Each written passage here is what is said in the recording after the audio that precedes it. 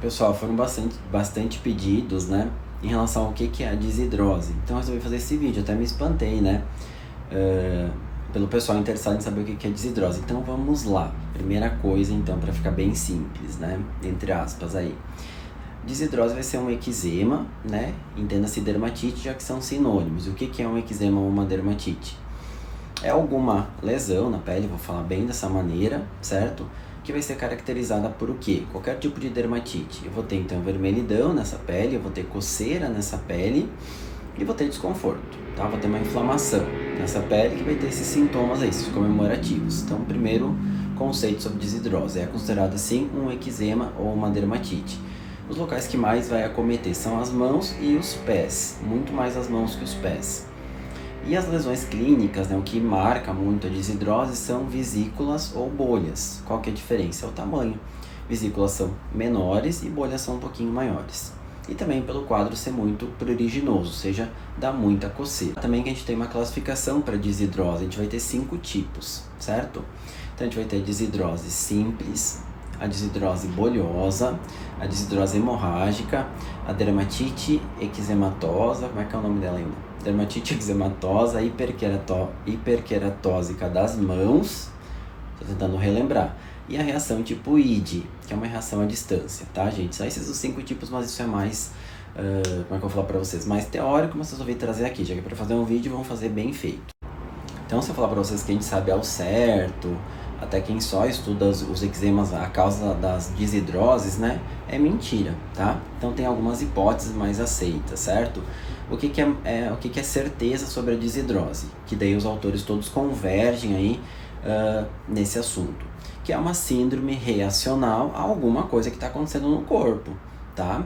E essa síndrome reacional vai se manifestar através de uma dermatite ou eczema na epiderme, ou seja, na camada mais superficial da pele, não vai aprofundar necessariamente, fica na camada bem de cima da pele. Então isso é consenso, tá? Que é uma reação a alguma coisa que está, entre aspas, errada no organismo.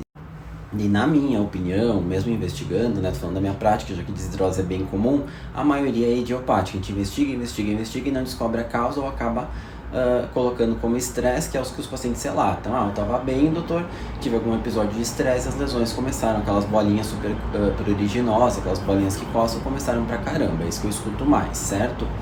Mas na literatura, o que a gente vai encontrar? Bastante relato de hiperidrose, principalmente associada à alergia a níquel, seja essa alergia tópica ao níquel mesmo, algo que contenha níquel que a pessoa encostou, ou seja, alimentos muito ricos em níquel, tá?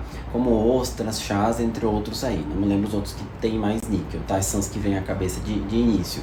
Desidrose como sendo uma reação da hiperidrose, eu não concordo, tá? Acho que não tem nada a ver muito o suor com a desidrose, poucos pacientes relatam essa associação, a maioria não tem hiperidrose associada, mas eu tenho que falar para vocês o que está na literatura, certo? O que mais que falam que tem ligação com a desidrose? Infecções fúngicas, estão podendo ser uma reação de uma infecção por fungo aí nas mãos.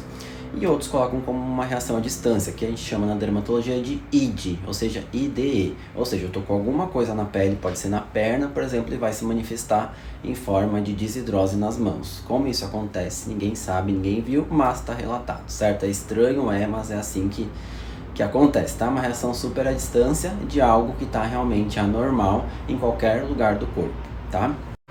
E tem alguns estudos correlacionando a desidrose com excesso de café, excesso de tabagismo, se é assim que pode se falar, e excesso de álcool.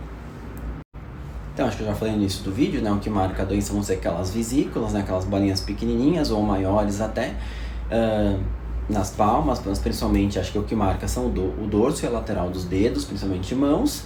E a gente sabe que as crises são piores aí nos meses de primavera e de verão e também mais em adolescentes.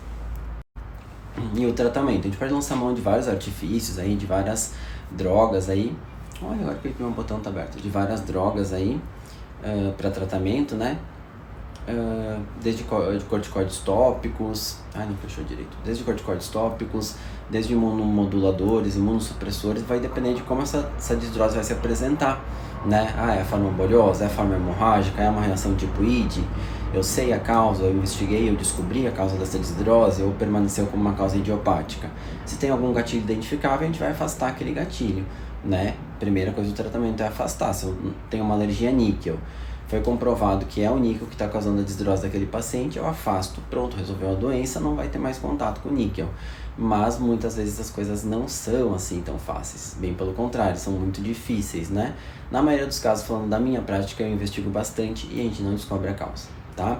Eu não vejo que tenha tanta ligação com o níquel assim, eu vejo mesmo que tenha ligação com o estresse, tá? Todos os pacientes falam a mesma coisa, eu tive um pico de estresse X e começou isso aqui na minha mão, é bem assim que é relatado, certo? Então o tratamento vai depender da causa dessa desidrose.